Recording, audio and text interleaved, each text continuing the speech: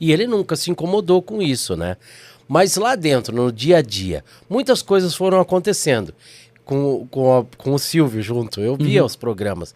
Teve uma brincadeira com a Maísa. Repercutiu demais. Pra caramba. Ela Você ficou pode brava contar? de verdade. Ela ficou muito brava. Não, esse episódio com a Maísa foi uma coisa assim fenomenal, porque me projetou muito mais. Imagina, um jovem que faz jornal pela manhã, quem assiste televisão de manhã, talvez conhecia. Mas e a grande outra parcela da população não conhecia.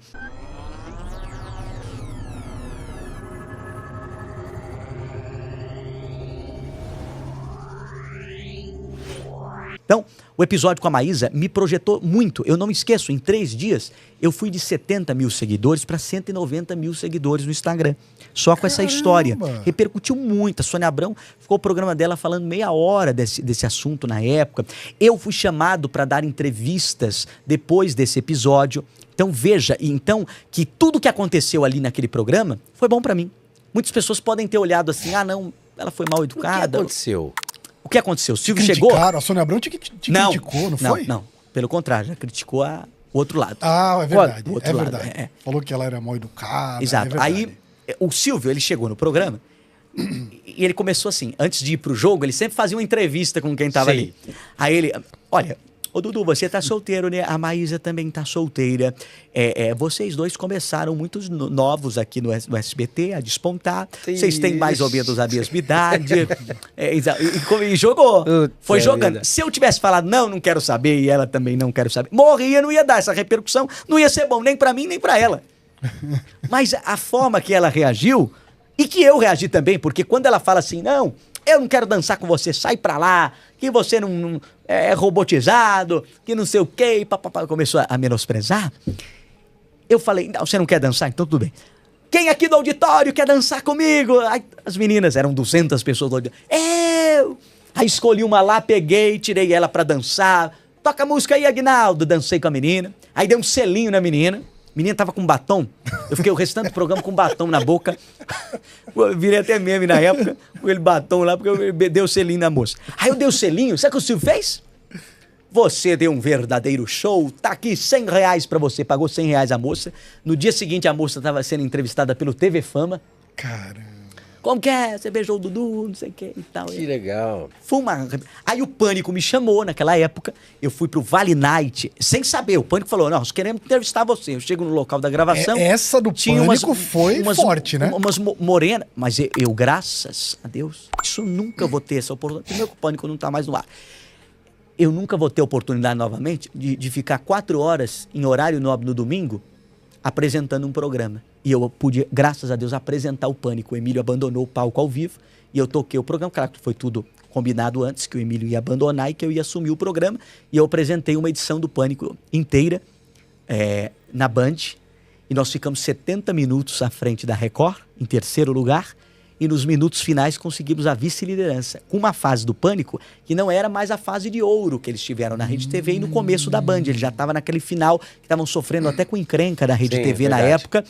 E pra gente chegar a alcançar naquela época, que estava numa fase difícil de audiência para eles, 3º lugar durante 70 minutos e a vice-liderança. Então, graças a Deus, eu tive essa oportunidade. Que se não fosse aquele episódio, talvez eu não teria essa oportunidade. Então, veja quantas coisas eu fui conquistando na época, que legal, cara, devido a esse episódio. E assim foi indo. Então, aí depois... mas conta do Vale Night. Conta desse Vale Night. Do Vale Night. Eles me chamaram para ser entrevistado no programa. Eu falei, é uma entrevista, mais uma, né? Que eles querem saber de Maísa, provavelmente e tal. Aí fui lá. Quando eu chego no local da gravação, tinha um pessoal de samba, pagode. Olha que o meu ritmo que eu ouço mais é sertanejo e tal. E umas mulatas com trajes de banho, sambando e tal. Eu já achei aquilo estranho, mas vai lá, é Pânico, né? Aí eles começaram a me entrevistar. Eu fui dando a entrevista. Quando termina a entrevista... Eu pensei, terminou aqui a gravação. Quando eu desço lá embaixo, tem um ônibus parado na frente do local, um ônibus preto, todo isso filmado, ônibus pare, uma coisa assim escrita e tal. Aí quando eu olho, era um ônibus balada. E eles, não vai embora não, tem mais uma parte da gravação. Eu, tá bom. Aí entrou dentro desse ônibus, tinha mais moças ali com traje de banho, me vestiram de foi de Batman, inclusive a nossa mesa aqui, por curiosidade, tem o logo do Batman, me vestiram de Batman, o Bola se vestiu de Robin, uma coisa assim, ficou aquela coisa. E eles continuaram entrevistas ali, continuaram falando, não, Dudu, aqui é o Vale Night, você levou fora lá, agora você tem o Vale Night, ou seja, agora o que você sofreu lá, tu vai ganhar aqui, e não sei o que. Aí trouxeram as bolsas e pá, aquela coisa. E o povo achou que eu me embebedei, essas coisas. Nunca fui, droga eu nunca usei, graças a Deus. Bebida, o álcool, eu odeio o gosto do álcool. Se tem uma bebida que tem álcool, o que atrapalha naquela bebida é o gosto do álcool. Pra mim é muito amargo. Eu tomo socialmente, uma coisa assim pra experimentar. Ah, tem um vinho novo aqui, experimenta ele aqui. Mas não gosto de bebida alcoólica. Quem me conhece sabe, ele vai até botar uma água aqui. E essa água, o passarinho bebe. E aí, aí todo mundo achou, falou assim, não, pô... Porque eu entrei na onda do pânico. Eu entendi o que eles queriam. O que eles queriam? Eles queriam show televisivo, como uma vez pegaram o Ricardo Boechat, que era jornalista de bancada, e levaram ele pra praia, ele sunga e boinha, e ficaram fazendo uma matéria bem descontraída. E você entrou na onda ali. Entrei na onda, porque eu sou profissional de televisão. Se você me colocar pra apresentar entretenimento, eu vou. Se você colocar pra jornalismo, eu vou. Entrou na brincadeira, né? Tem que entrar. Entendi show televisivo, entrei na brincadeira. Aí esse ônibus, ele para em frente a uma boate, e aí vem 4 caras com um tablado aqui no ombro, tipo quando carrega caixão assim, mas era um tablado. 4 segurando nas extremidades dessa... E pararam isso aí em frente o ônibus pra eu descer e sentar ali como se fosse um rei. E foram me levando pra dentro da boate. Quando chegou dentro da boate, luzes, fumaça, polidense. Umas 35 meninas tinham ali, figurantes que eles contrataram. Quando eu entro, pelo amor de Deus, elas vão tudo em cima de mim e começam a querer arrancar minha roupa. E eu segurando, falando, não, eu sou muito envergonhado. Eu faço televisão, mas eu perdi a timidez fazendo televisão, essa coisa e tal, mas no fundo, eu sou muito tímido, quietinho na minha. Quando eu vi, elas querendo me deixar totalmente nu, e eu segurando até o máximo, imaginei eu contra 35, aquela coisa e tal, e consegui. Aí, enfim, aí terminou aí essa matéria. Só que essa matéria, eles falaram, a gente vai exibir, mas nesse dia você vai apresentar o Pânico. Aí foi o dia que eu apresentei, eu mesmo chamei, inclusive, essa matéria e tal. Ficou nos Trending Topics do Twitter, a minha apresentação no Pânico nesse dia. E no final do Pânico eu ainda ajudei a divulgar o programa. No meu encerramento do Pânico, eu falei, até amanhã, às 6 da manhã, com mais um Primeiro Impacto no SBT e tal. Foi até uma forma de jogar um público pro outro.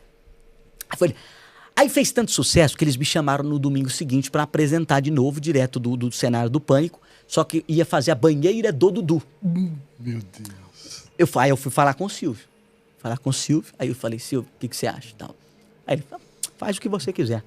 Não me esqueço dele. Tava ali, só com a camisa branca, sem gravata terno, aquele sofá branco dele com as pernas cruzadas assim. Não, faz o que você quiser. Quiser ir, já que é bom, vai. Aí, nisso daquela mesma semana, começaram a divulgar esse quadro, que o Silvio tinha autorizado. Aí a direção da emissora conversou novamente com o Silvio, falou, não, o Silvio não é bom por causa disso.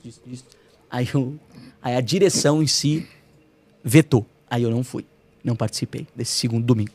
Só que, depois que... Aí começou a dar uma repercussão tão grande, a história da Maísa, que gerou tudo isso, que o Silvio falou, eu vou aproveitar o hype da história também. Se deu certo ele com a Maísa uma vez, vamos colocar ele de novo com a Maísa em outro quadro do programa. Aí o que ele faz? Tinha o Jogo dos Pontinhos. Esse programa não foi ao ar. Porque deu tanta... Porque a própria direção, acredito que convenceu ele na época a não colocar no ar. Porque naquela época entrou até o Ministério Público, que estava entrando contra o SBT com 2 coisas. Contra esse episódio da Maísa, como se ela tivesse sido ali maltratada. E entrou também, na mesma época, aquela história lá do Ratinho Apavorou e a Caixa. Foi na mesma época. Inclusive, eu acredito que a direção convenceu ele por essas questões judiciais de Ministério Público e tal, nessa época. Ministério do Trabalho, melhor dizendo. Ministério Público não, Ministério do Trabalho. Que estava com ações, talvez, trabalhistas que iam entrar contra essas 2 histórias. Mas o programa não foi a arma, a gente chegou a gravar. E o curioso é que o Silvio, só o Silvio Fabiano, diretor dele, sabia que eu ia participar do programa naquele dia, porque ele não queria que não vazasse que eu ia participar, porque a Maísa, talvez, sabendo que eu participasse, não ia querer. E aí ele combinou só comigo. Como eu ficava lá de manhã, porque eu apresentava o jornal, terminava quase na hora que o Silvio começava a gravar o programa, tranquilo, eu fiquei nesse dia. E aí, beleza. Aí o diretor dele combinou comigo, tudo legal e tal. Aí a Flor, que participava do Jogo dos Pontinhos, ela estava no camarim. Nesse dia a Maísa ia também fazer aquele Jogo dos Pontinhos, lembra? Que era a Lívia, Porpetone e tal. Aí quando chegou lá no camarim, a Flor depois me contou. E contou pra imprensa na época, que até a Flor foi entrevistada desse episódio.